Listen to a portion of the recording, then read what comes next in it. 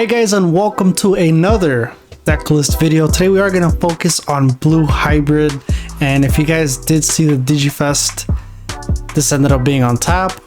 No surprise there. Blue is just so explosive and there's so many variations that you can play. So today I'm going to share with you my Blue Hybrid deck. So let's get into it. I do have 4 of the Kyaromon.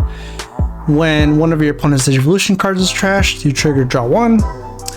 You could do 4 Upamons and then 1 Kyaromon. Really, it's up to you.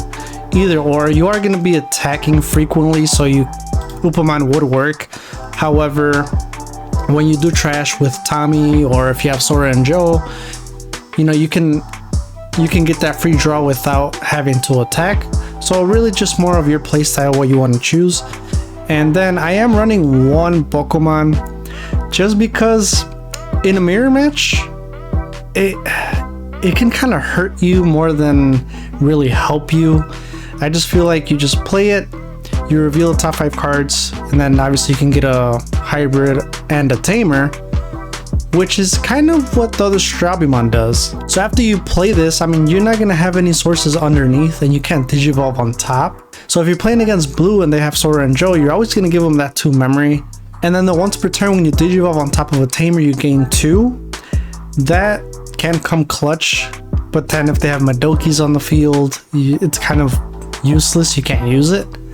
So I am running the 1 just to kind of, play him, do his effect, and the next turn just swing, and kind of if he survives, I'll just keep swinging with it, which more than likely we know it's not going to survive. Then we run 4 of the Madokis. Your opponent can't gain memory except with tamer effects.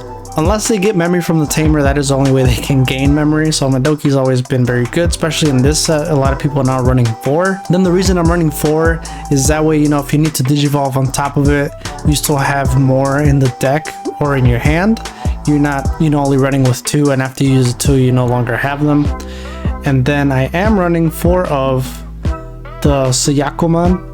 Opponent's turn, you can't reduce Digivolution cost. Really, this is for green. If they can't reduce evolution cost, as well as blue for the Beowulf for costing 1 evo. So this would always guarantee that it costs 3.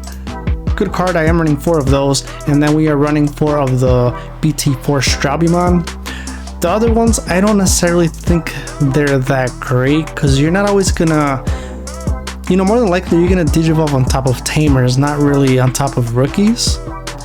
And he has the best effect because you can get a card with hybrid and a tamer, so it's not like one or the other, it's both. So it's really good. It could lead you to a drawing too. So I'm running 4 of those. And then moving on, we are running 1 Kendo, just because if you want to return Pokemons or Madokis or any level 3s that you're struggling with, if you want to return them back to your opponent's hand, you can. Really, this one I'm going to use for the breeding area. Not really Digivolve unless I have the memory to do it and swing. But if I have, for example, Sayakomon in my breeding area, and then I have 2 memory, I'll Digivolve into the Kendo to leave them at 1, and then next turn I will be able to move up and attack and kind of get rid of what I need to. And also at the same time memory choking them if they don't have any memories to tamers. And then I am running 3 of the normal Lobomon, and it's still a 2 memory cost. And if you're Digivolving this on top of Tommy, you can still freeze other Digimons as long as they have no evolution source. So we're running 3 Lobomons. And then moving on, I do run 4 Kumamon when you Digivolve on top of a tamer, or not even on top of a tamer, but when you Digivolve. So this card's good because it doesn't have to be a tamer. So even if you Digivolve on top of a Madoki or any rookie that you have, you can still trash one from your opponent's Digimon, which is great. If you have Sora and Joe, then next turn, they're pressured to Digivolving on top or getting rid of it. So then that way, you'll get that extra 2 memory if they don't. And then of course, as a hybrid, so 4, I'm running 4 of those. And then I do have 4 of the Korikakumon. Probably the best hybrid in the format, because when you Digivolve and it's either a hybrid underneath or a Tommy. Then you can choose one of your opponent's Digimon with no Digivolution cards, and they can't attack or block until the next turn. So it's a way of freezing. So if you let's say they have a Digimon that has 1 source. You go ahead and digivolve into a Kumamon for 2, and now you strip it, and now you can digivolve on top of a Kumamon with the Korikakumon, since you can, for 1 cost. And now you freeze them, and they can't attack or block you till the next turn. So that's a little combo that you can do with these 2. And then moving on, I am running 4 of the Beowulfmon BT4. This card is clutch. Reason being is, besides jamming, right, which is always a fantastic effect to have, is this card can't be attacked on your opponent's turn so long as you have hybrid underneath or a blue tamer. You can keep swinging, you're not gonna die, and they can't attack it. It's gonna be a really difficult card to get rid of the field, and that's why I'm running 4. A lot of people don't run this one, and I don't know why they don't. It's such an amazing card. The only way to get rid of it is with an option card or stripping its sources, and then you're able to attack it. And that, unless it's blue, it's not that easy to do. And then of course, moving on to the new Beowulf from BT7, if you digivolve and there's a tamer card on it, you reduce it by 2, therefore costing 1.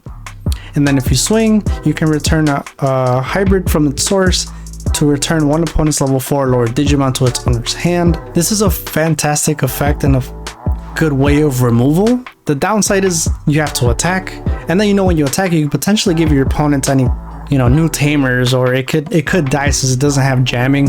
So this one really is more used because you can reduce it to 1, but then that's why a lot of people are playing Sayakumon, because you can't reduce the evolution cost, therefore rendering this card mostly always costing 3. So this is a good card because you can, let's say you end up going to you digivolve to Kumamon, you strip, and then you use Korikaku, you paralyze 1, and now you digivolve, and now you can remove another card off the field. So now you're kind of rendering the board useless, and it's a really great way to control your opponent's board by returning cards back to their hand, by freezing their Digimon with Korikakumon, Kumamon stripping their sources. And that's why I do have kind of the 4 of the Kiaromon. Since I do have the Kumamon, you strip, and then it's a when digivolving effect, and you don't have to attack, and you will get that extra draw. And then moving on, I am running 1 Susanomon. This one can be changed for an Azulongmon. Really Susanomon, because I'm just like, okay, you know what, well, I have tamers and I have hybrids, but it's kind of, it's either or, it's your preference. Azulongmon honestly may be better just because you get memory back when you digivolve, and Susanomon, as opposed, when digivolving you delete an opponent's Digimon and then you have security attack +2, but it is a 7 cost. So Azulongmon, you strip, and then afterwards for every Digimon that they have, you get 1 memory, plus for each one that has no sources, you get a security attack +1. So a lot of people are winning with Azulongmon just in that 1 turn, because they get all that memory back, and then they can digivolve into a hybrid and close the game if they have tamers. And then I am running 1 Howling Memory Boost. You trash 2 Digivolution sources from the bottom of one of your opponent's Digimon. Then you can choose 1 Digimon that has no sources underneath and they can't attack or block until the end of their turn. And then the delay, of course, memory +2. So it's kind of consistency with the whole freezing with Korikakumon and then the Howling Memory Boost. And then an Ice Wall, just because it's an Ice Wall. If I didn't have the Ice Wall, I would have had 4 Hammer Sparks. So instead of having the 4 Hammer Sparks, I'm running the 1 Ice Wall. When your opponent attacks, they lose 2 memory, which is very good because if it can buy you a turn, and you can do a lot in 1 turn. And not to mention, it has the same effect as the security effect as Hammer Spark. You run into it, you gain 2 memory. However, if they do have a Madoki, this will not work, you won't gain the memory. And then moving on to Hammer Spark, you play it, you gain 1. I am running 3. It's good for you want to get those combos. Let's say you have a tamer out on the field, you have 2 memory, you go ahead and you digivolve into Kumamon, you strip, and then you can use a Hammer Spark to go to 1, digivolve into that Korikakumon, and then potentially paralyze that Digimon and or another one. And even then you can attack, since you'd rather attack with 6,000 DP than 4,000. Then if you survive, you can digivolve into this Beowulfmon here for 3, leaving them at 3, and then they can attack it because you have hybrid underneath, and you're gonna have Korikakumon, you're gonna have Kumamon, and you're gonna have a Tommy or any tamer that you have underneath. So it'll be very difficult to get rid of this Beowulfmon no matter what they got on the field because they can't attack it. And that's why I think this card is just amazing. And moving on to my tamers, I am running 2 of the starter deck mat. Basically it's a Sora and Joe, except you just get 1 memory and you're not able to strip. Really, this mat is good for low cost memory because then you're able to play it and then digivolve to a tamer right off the bat, so you can, you know, digivolve into a mat for 2, then go to a Kumamon, and then pass turn, leaving them at 2 or 1 potentially. So that's a good combo. Sora and Joe, you know, if your opponent has a Digimon with no Digivolution cards in play, you gain 2 memory. And then when you attack with the blue Digimon, you can suspend this one to trash 2 cards from the bottom of one of your opponent's Digimon. So good source stripping, and this plays well with Tommy, which I run 4 of. On play, you trash 3 Digivolution cards from the bottom of one of your opponent's Digimon, and then his inherit is when attacking once per turn until the end of your opponent's next turn, one of your opponent's Digimon with no Digivolution cards can't attack or block. So even after you play Tommy, if you have a Sora and Joe and you swing, you can suspend this, now trash their sources, and then when you go ahead and attack with the Tommy inherit, you can freeze them, and you can keep freezing them, and that's kind of a way to kind of make sure they always have Digimon with no sources underneath with Sora, and then you have Kumamon that strips as well. So these cards have good synergy together. And then last, I am playing 3 of the Davis here. Memory set tamer, always start at 3 and then reveal top 3 cards, add 1 blue or green Digimon. That really doesn't apply in this deck, but you do draw 1 blue Digimon. I just had an idea. How about a blue-green hybrid? Using Davis, you get blue and green. Huh. I wonder how consistent that'd be. I'm gonna play around with it and see if I can make one, but nonetheless, it's another way of getting cards in your hand from your deck, and it's a memory set tamer.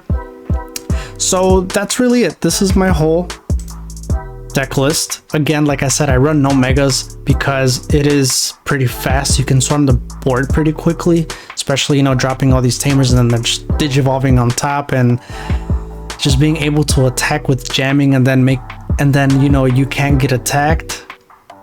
It's a very fun deck to play. How are you running this blue hybrid? Is it similar? Is it different? I did have a Magna Garurumon at first, and I'm not saying he's bad. He's actually really good. I just feel like this is a faster way of playing it, at least for now. He kind of slows it down a bit. Again, that's just me. That's my perception. How is it working out for you? Maybe you're using him and you actually think he's great. Feel free to let me know down in the comments below. And if you love blue, you might love this deck list. It is amazing and I love it. I'll see you guys next time.